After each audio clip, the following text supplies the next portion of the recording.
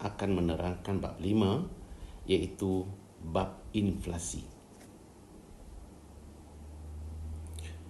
So dalam bab 5 ni, apa yang saya akan terangkan merupakan jenis-jenis inflasi. Terlebih dahulu, biar cikgu terangkan beberapa definisi inflasi.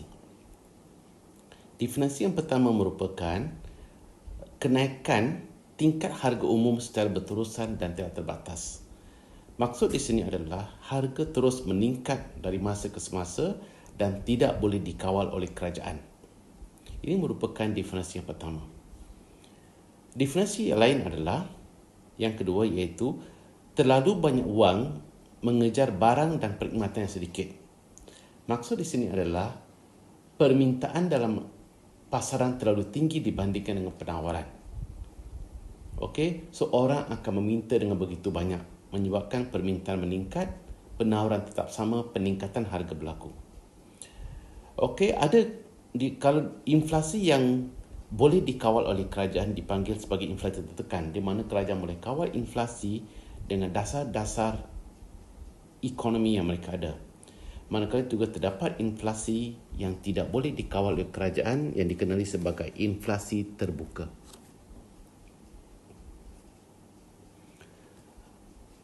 Sebelum kita masuk dengan lebih detail, biar cikgu terangkan sedikit mengenai darjah-darjah inflasi. Darjah inflasi ini dihitung dengan menggunakan indeks harga pengguna. Dalam ekonomi, terdapat 3 darjah inflasi.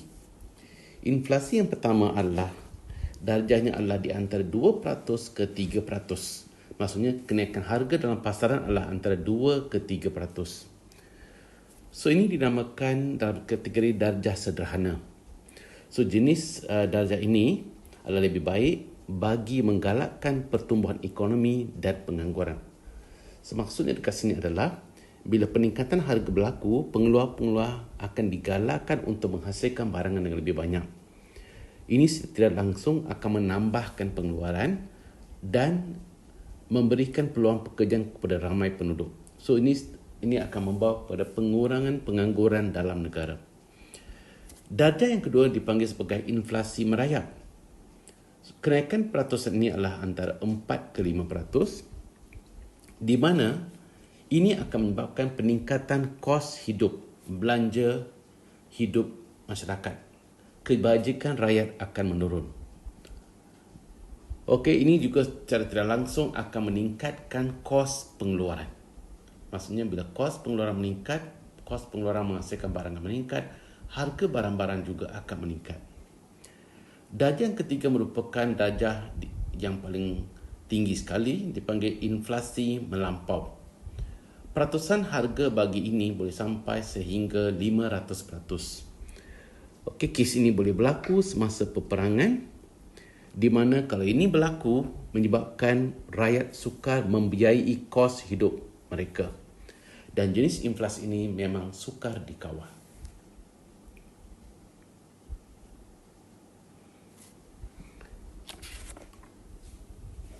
Biasa terangkan dulu jenis inflasi yang pertama. Inflasi yang pertama dipanggil sebagai inflasi tarikan permintaan. Okay, ia berpunca daripada peningkatan dalam AD ataupun aggregate demand. Inflasi ini berlaku disebabkan oleh beberapa faktor. Yang pertama adalah pertambahan dalam bekalan wang. Maksudnya duit yang ada di tangan orang ramai telah meningkat. Ia juga berpunca daripada pertambahan dalam perbelanjaan, iaitu perbelanjaan pengguna. Pengguna suka membelanja dengan lebih banyak. Ataupun peningkatan dalam G ataupun perbelanjaan kerajaan. Kerajaan membelanjakan banyak duit, menyebabkan pengaliran duit dalam ekonomi meningkat, ataupun pelaburan-pelaburan iaitu I dalam ekonomi meningkat. Peningkatan dalam ekspor bersih iaitu beza antara ekspor dan import juga menyebabkan aliran wang dalam ekonomi meningkat, dan seterusnya AD meningkat dalam ekonomi. Perkara atau faktor yang seterusnya juga berpunca daripada penurunan cukai. Penurunan cukai menyebabkan pendapatan boleh guna masyarakat meningkat. Peningkatan dalam pendapatan boleh guna menyebabkan permintaan meningkat, Maksudnya permintaan dalam negara itu AD juga meningkat. So peningkatan AD inilah yang menyebabkan berlakunya inflasi tarikan permintaan.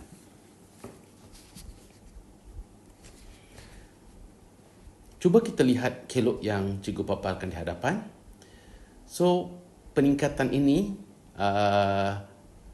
dapat ditunjukkan dengan peralihan kelok AD, iaitu keseimbangan asal kita lihat kelok AD O sama dengan AS, keseimbangan asal adalah EO, harga asal adalah PO, pendapatan negara asal adalah YO. Bila berlakunya peningkatan ataupun inflasi tarikan permintaan menyebabkan kelok AD beralih ke kanan, iaitu ADO ke AD1.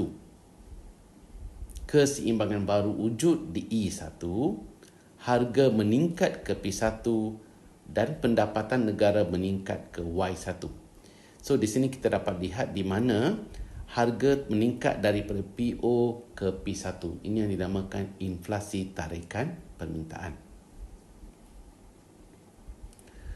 So bila penerangan bagi kelok, kita lihat kelok tadi boleh diterangkan begini, iaitu keseimbangan asal adalah di AD sama dengan AS, tingkat harga asal adalah di PO, pendapatan negara adalah di YO, dan keseimbangan asal adalah di EO.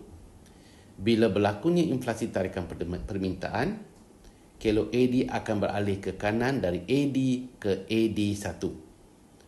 Maka keseimbangan baru adalah di AD1 sama dengan AS, harga meningkat ke P1, pendapatan negara meningkat ke Y1, dan titik keseimbangan baru adalah di E1.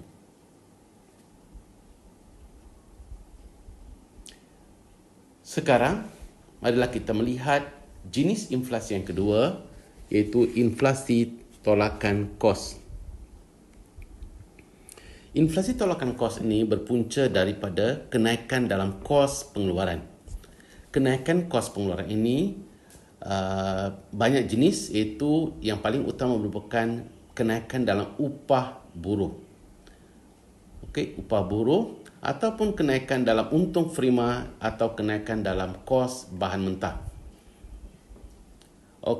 Bila bahan-bahan mentah ini meningkat, menyebabkan kos pengeluaran meningkat. Bila kos pengeluaran meningkat, pengeluar mengambil keputusan untuk mengurangkan pengeluaran dengan mengurangkan AS, iaitu penawaran agregat. Pengurangan AS ini menyebabkan peningkatan dalam harga yang menyebabkan inflasi tolakan kos.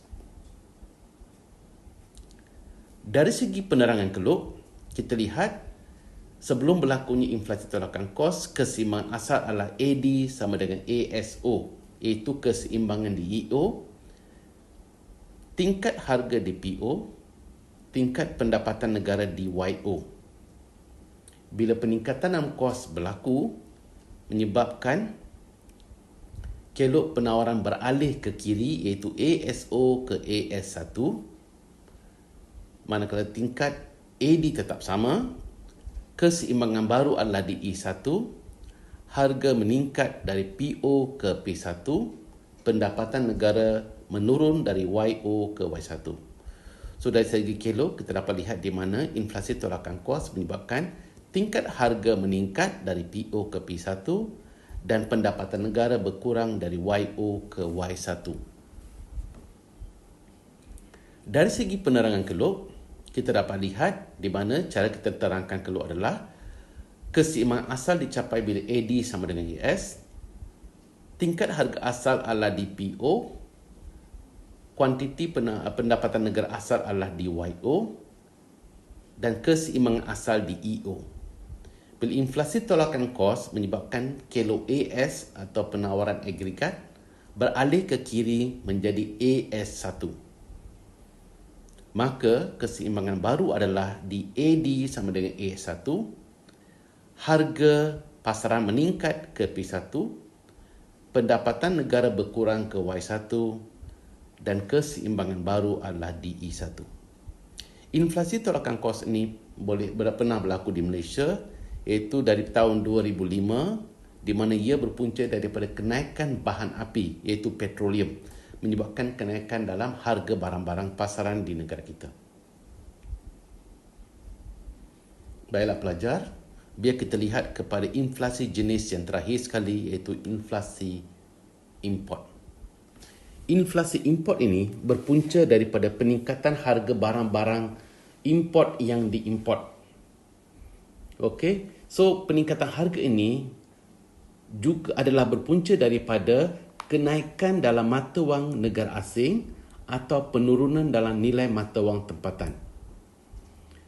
So, peningkatan nilai mata wang negara asing menyebabkan barang-barang import yang sama yang kita import dari luar negara telah mengalami peningkatan harga. Menyebabkan bila ia dijual di negara kita, harga barang dalam negara tersebut, dalam negara kita juga mengalami peningkatan harga. So, ini yang dipanggil sebagai inflasi import. Tambahan lagi, sekiranya kita mengimport barang-barang mentah dari luar negara, barang mentah itu mengalami peningkatan harga. Dan bila barang mentah itu menjadi barang siap dalam negara, barang siap itu juga mengalami peningkatan harga. Ini juga dinamakan sebagai inflasi import. Untuk hari ini itu saja pelajar-pelajar. Kita berjumpa pada masa yang akan datang. Sekian.